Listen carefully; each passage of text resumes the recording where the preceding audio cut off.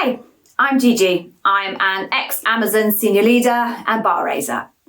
So today we're going to talk about the tell me about yourself, walk me through your resume type questions that so many of you get and quite frankly have no idea what the interviewer is looking for.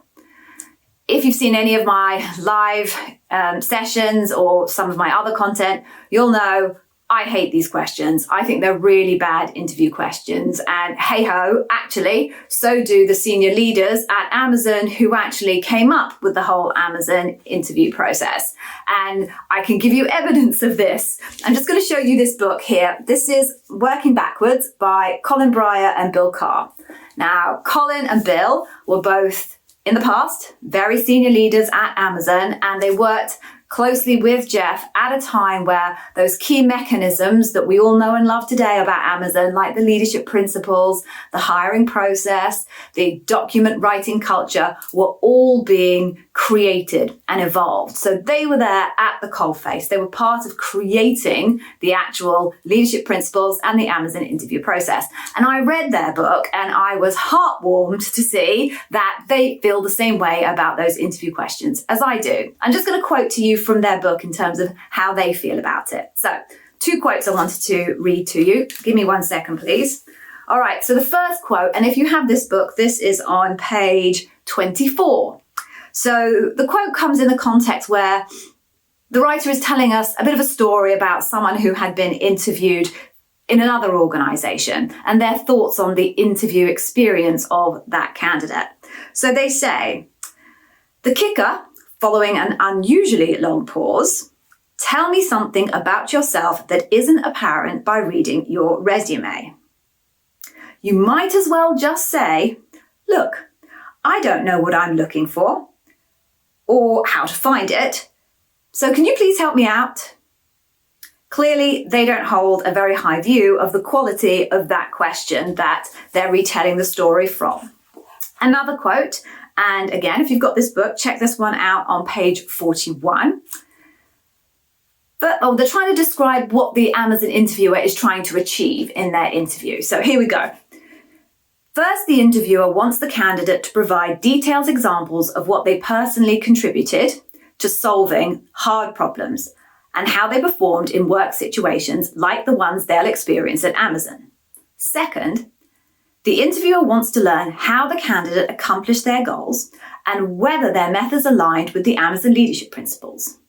Now, this is the kicker bit.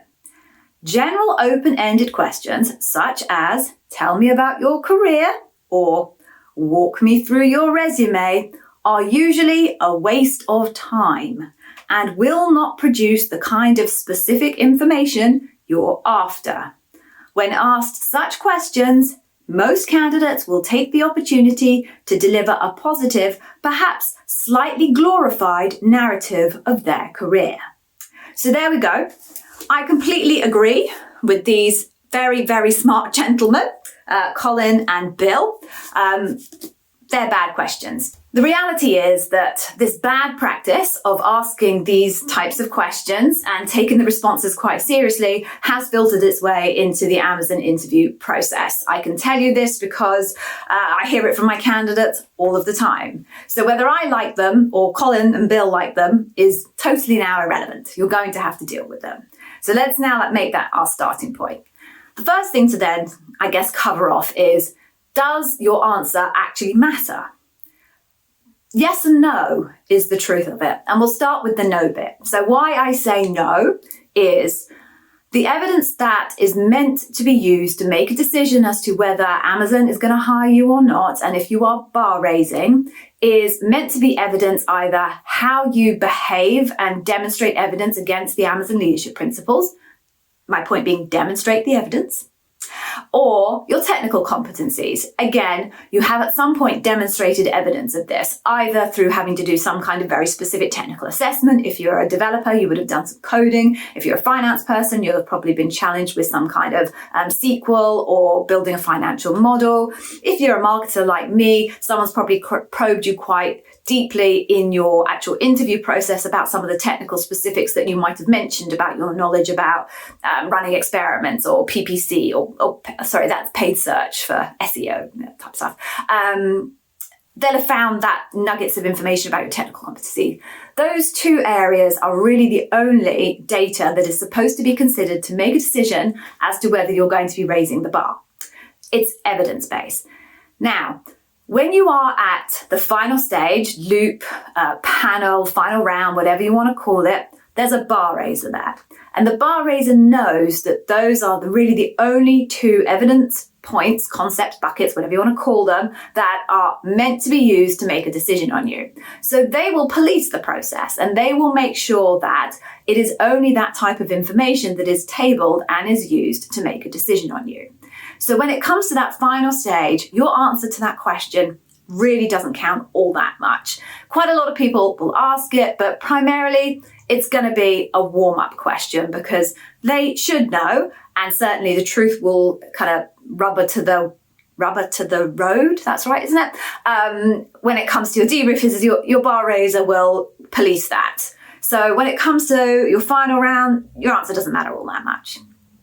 Now, when I said yes as part of the yes and no, when it comes to earlier rounds, it is going to have an impact because in the early rounds, a bar raiser has no oversight. Your bar raiser doesn't get involved until the final stage. So it's really your interviewer, the hiring manager, whoever you're talking to on their own. You've got to bear in mind that at that stage, really what they're trying to kind of understand for themselves is this person going to want to do this job? Are they going to stick around? Am I going to hire someone that wants to work for me or in my team? Or am I at risk of hiring someone that's only coming to this job because they can think they can get this job and then maybe jump to another role that isn't so easy to get in from the outside? Trust me, people have that strategy all of the time. So those are some of the thought processes that are going on in their head. And because of that, they walk me through your resume, tell me about yourself, also why Amazon, but we're not talking why Amazon now. I have another video about that. Why those matter much more in the early rounds. So you need to be prepared with an answer. So how are you going to answer it? First thing is you've got to bear in mind that you are in that room with a very limited amount of time to, you're not in a room, you're in a virtual room. You used to be in a physical room, now you're in a virtual room. Bear with me. Fixed amount of time to convince this person that you are right for this job. So there is no point in giving them information that has no bearing whatsoever on whether you have the ability to do the job or do the job in Amazon. So I personally strongly advise against telling them about personal details about yourself, what your hobbies are, how many children you have, those types of things. In many countries, that's actually not evidence that anybody's even legally allowed to use to make a decision as to whether to move you forward or hire you. But also, it's impossible for them to then use that information to decide, is this person a good fit for the role? So avoid that type of stuff. So I'm going to take you through 3 strategies that I think you can use. Strategy number 1 is, let's call it chronological resume. Take your interviewer through your resume chronologically. Now, obviously, if you've got a very long career, you're going to really want to skip over the very early days and pick a point at which you're going to start kind of taking the narrative a little bit more seriously. Work through your roles, where you've been, where you've come from, and tell the story about how each of those roles has moved you on to the next role. What skill did you learn? What area of interest was created by working in that role, and why that took you to the next role. And then when you get to the next role, do the same thing so that you can then culminate it in this role that you're applying for and help the interviewer see the journey of why this role is now the right role for you and you're the right person for this role. Kind of the narrative arc as to how you got to here, this place, today, looking at this role. So that's one strategy. The second strategy that you can deploy, let's call it as a project focus strategy.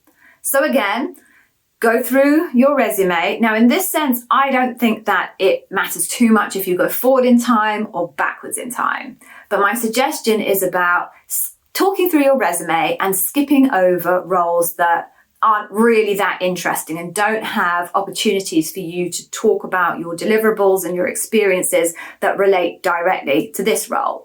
But stop at particular roles in your career history where you do have an opportunity to talk about specific projects that, number one, were really impressive, number two, that you really enjoyed, but most importantly, number three, show a set of skills or capabilities that resonate with the role that you're applying for.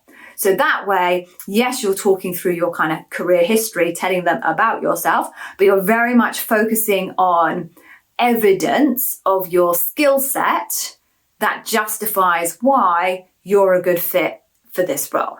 So that's my second strategy. My third strategy, and this is actually one that I use myself, is instead of actually going through your career history, what you do is you literally talk about yourself professionally. So why do you do what you do? What do you love about marketing, finance, solutions architecture, whatever it is? What is it about those roles that you absolutely love?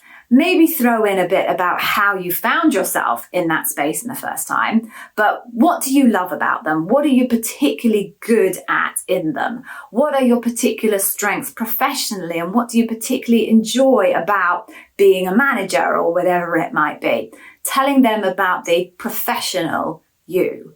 And once you've done that, you can then bridge those kind of key highlights into how your passion, your skills, the thing that kind of gives you fire in being a professional relate to the role that you are interviewing for today, and why that means that not only are you a fantastic fit for this role, but also the company is going to be really fantastic for you in terms of your career evolution.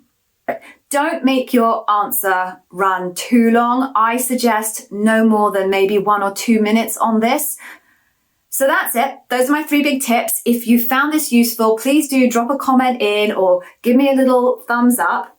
As I said, I am not a fan of these, and neither are Colin and Bill. However, I think it's pretty inevitable that you're going to get something along these lines at the Amazon interview. Now, what you need to do is click on this link here and go and grab yourself one of my free Amazon Interview Wiz Academy Customer Obsession Masterclasses. Watch that and you will nail every single customer obsession question asked of you at your Amazon interview. Or if you'd like to do that later, check out this video here for more great Amazon interview bar raiser tips on interview strategy.